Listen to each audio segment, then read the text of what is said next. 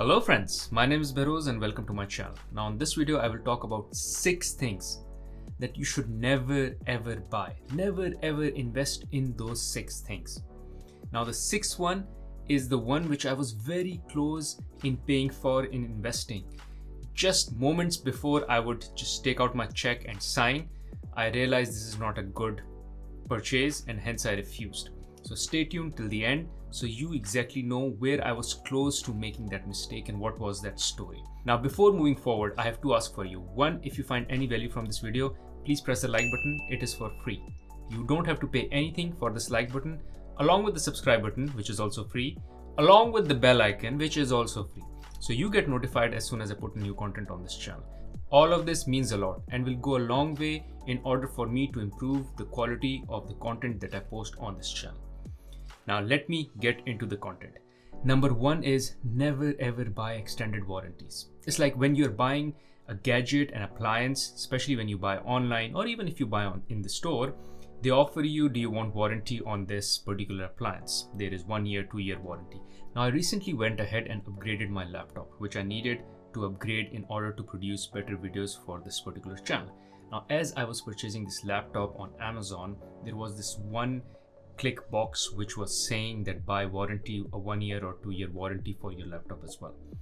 When I did not click on that key, it gave me another prompt saying, are you sure you don't want the warranty? And I said, yes, I'm sure I don't want the warranty at all. And I refused to buy.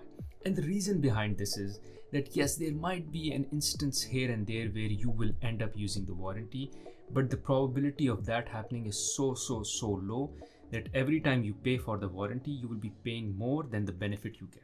How do I know this? The reason I know this is because all of these companies who charge you for warranty are making profits. You go on their balance sheets, on their profit and loss statements, on their cash flow statements, and you will find that they are making money. How come they're making money? If you are paying them small amount and they are paying you back big amount because of the damage, then they should be in losses.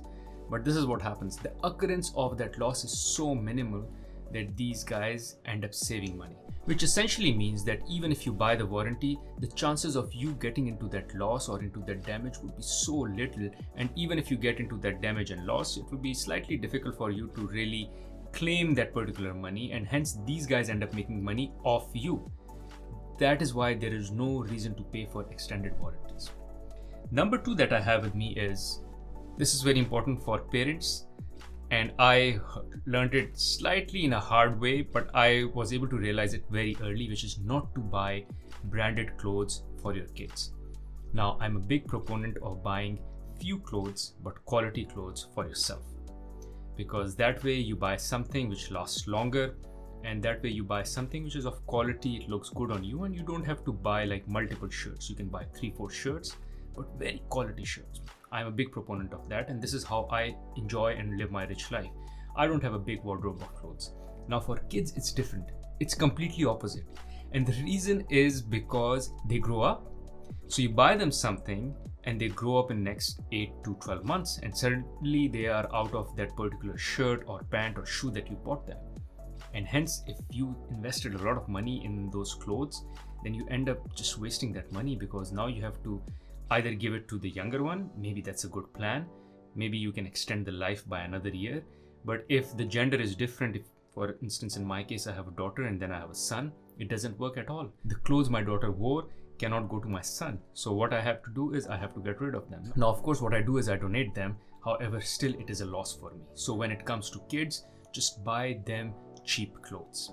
It doesn't have to be branded. It can be simply cheap clothes which they wear, and after like 8 months they are just not okay enough to wear anymore. But it is fine because they've grown up already. They've grown out of that size, and it is completely fine if they cannot wear those clothes anymore just because they are not in the shape of wearing anymore because of the poor quality. That's fine. That was the exact life you needed for those clothes. Number 3 that I have is single-use kitchen appliances. Now always go for appliances that can do or serve multi-purposes. Like you buy an instant pot, it can cook you rice, it can cook you food, it can boil you egg, XYZ. It takes less space. You just put it in one corner and you can use it for multiple purposes. except for buying an appliance that can only be used for one purpose, which is also a purpose that you don't need regularly. Let me give example. Let's say buying an egg cooker. Another example I have is pancake dispenser. The other day I was in this hotel where I woke up, went for breakfast, and I saw on the table there was this pancake dispenser. You put some pancake mix on one side and it throws out pancakes, cooked pancakes from other side. Well, might be good for a hotel place, or it might be a good thing to have in a hotel, but not in your home. One, it will take a lot of space, and second, it will just serve one utility and that's it. And how many days in a week do you eat really pancakes, or maybe eggs as well? Yeah, you do eat multiple times, however, not as many times as for you to have that one gadget. Now, for a restaurant or for a hotel, it makes sense because there are so many people who come there. They just don't want the cook to be engaged in making pancakes, and they've made it easy for them to put that gadget outside and people can kind of do it by themselves. However, you don't need this at home. Another one which I'm also responsible for is bread maker. I did have a bread maker once, and then I was forced to only eat the bread that I was making at home. And every time I would go out and there would be a different kind of bread that would be available in the market, and I go like, no, I won't buy this because I have to use the machine which is on my shelf, which I've paid for. And eventually when the machine died, I was like, I am not buying another bread maker anymore because it just killed all the variety I had. For those past 1.5 years, I was just eating the bread which I was making at home, which wasn't the best of the breads. Like, I did like it initially because I was making it myself, and then it just became kind of a thing which I had to do every time, make bread, and I was like, I'm done with it. And that was taking space on the shelf and also costed me money. So don't buy single-use kitchen appliances. Now, next one I have is buying expensive cable packages. For that matter, buying multiple cable packages. Like, you have Hulu subscription, you have a cable subscription, you have Netflix subscription, Disney, Prime, XYZ. Don't do that. Just stick to one or two at best. One is ideal and two at best, and that also if you can do it on sharing. For instance, in my case, I share the Disney and the Netflix with my brother. So he likes Disney more, I like Netflix more, but there are times when he wants to check out Netflix, there are times when I want to check out Disney, so we kind of share that. And then I have Prime because I purchase stuff on Amazon and they've given me free Prime membership, so I have these three. And that's it. I do not buy any other subscription. Now, I have bought subscription here and there just because there was this one program that me and my wife really wanted to watch and it wasn't available on Netflix, Disney or Prime. But what I did was, the moment I bought that subscription to watch that particular program, immediately after that I cancelled it. So for the most part, I just got a free trial. I used the free trial, watched the program, and that's that. And if there was a repeat purchase for which I did not get a free trial, I just cancelled it the moment I purchased it. So they allowed me to watch that particular program within the next 1 month, which is good enough time for me to do it, and that's that. So avoid multiple cable packages or especially expensive ones. Just avoid them. Next one on my list is buying unnecessary gadgets. Now, gadgets are good, like they make your life easy. However, there are gadgets which are just not necessary. For instance, buying a toaster which has a Bluetooth and a Wi-Fi and tells you on your phone by a notification that the toast has been toasted, or till which degree or to which degree has the toast been toasted and all. You don't need that sophistication for your toast, and just don't spoil yourself to that extent. Or buying a water bottle dispenser, or a water bottle which also has a Wi-Fi and a Bluetooth and makes sound every time it wants you to drink water and stuff like that. No, especially if you want that kind of reminders, you can even use your phone. Ideally, you should not be looking for such reminders for drinking water. But if you want such reminders, you can put an app on your phone which reminds you every time you have to drink water or you have to do something, and that's good enough. Versus buying a special bottle which does all this fancy stuff for you. Just don't buy such fancy gadgets at all. You would be wasting a lot of money. You might like them day 1, day 2 for the first month, you will be using them, and after that you will just throw them away or will stop using them and they will be just lying in the corner and your money is again wasted. Last one, and the sixth one, which I was very close to purchasing, is timeshare. And here is what happened. We were on this vacation in Thailand and with my wife, and they came to us and they offered us free massage for both me and my wife, and in return we had to go and listen to this presentation. And we were like, fine, it's free massage, we'll take the free massage and go listen to the presentation if it will not cost us anything. And they said, no, it will cost you nothing, you just have to listen to the presentation. So we had our free massage, and then it was 1 hour presentation, which was all about buying a timeshare, where there is this hotel chain.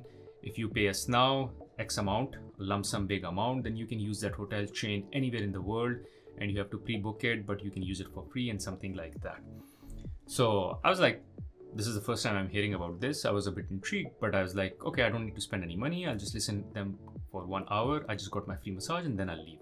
But as soon as I was about to leave, they set one attendant or one agent along with us, and they said, okay, I want to talk to you and I want to understand from you, what did you think about our presentation? So what are the things you did not like or like? So they were kind of forcing me to think about the presentation, and then they started to convince me. And I was in that moment where I was happy with my wife, and I was in a mood of also spending mood, because spending on vacations, spending on good food, spending on quality fancy stuff as well. So I was very vulnerable at that moment.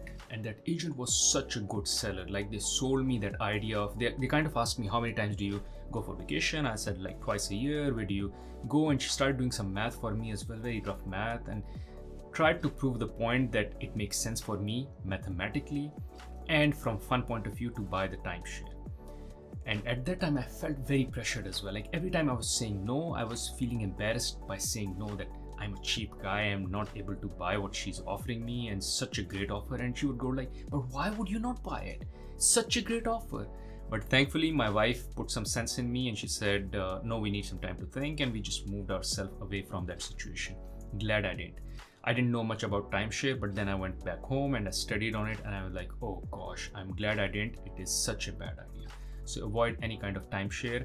You should allow yourself having the flexibility of choosing where you want to vacation, which hotel you want to stay, when you want to stay, how you want to stay it, and having all that flexibility is beautiful. Otherwise, when you buy timeshare, all that flexibility just goes away. Thank you guys for watching this video. Hopefully after watching this video, you will be very careful from purchasing these 6 things. In case you found value in this video, please like and subscribe the video. Other than that, I have another video on my channel where I talk about how I go about living my rich life. You can check it out here. Also, there is another video where I talk about how I am trying to achieve my financial freedom journey. You can check out that video here. Thank you.